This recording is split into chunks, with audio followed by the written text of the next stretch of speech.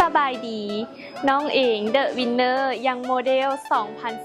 2025น้องเองเป็นคนตั้งแข่งซึ่งมาจากแข่งเสียงขวางได้มักฮักในการประกวดและการแสดงน้องได้ลงประกวดสตาร์โมเดลเสียงขวางและนครหลวงและน้องได้รับตำแหน่งเดอะวินเนอร์ยังโมเดล 2025ฉะนั้นแล้วบอกว่าพวกเขาที่อยู่ใส่ในโลกขอเพียงแต่มีความฝันและลงมือเฮ็ดมันพวกเขาก็จะสามารถประสบผลสำเร็จได้มื้อนี้โอกาสมาฮอดแล้วเวที Kids and Young Model 2026เปิดรับสมัครแล้วประกวดในวันที่23เดือน8 2026นี้ฮิบสมัครนำกันหลายๆเด้อเดอะวินเนอร์คนต่อไปอาจจะเป็นทานก็ได้ขอขอบใจ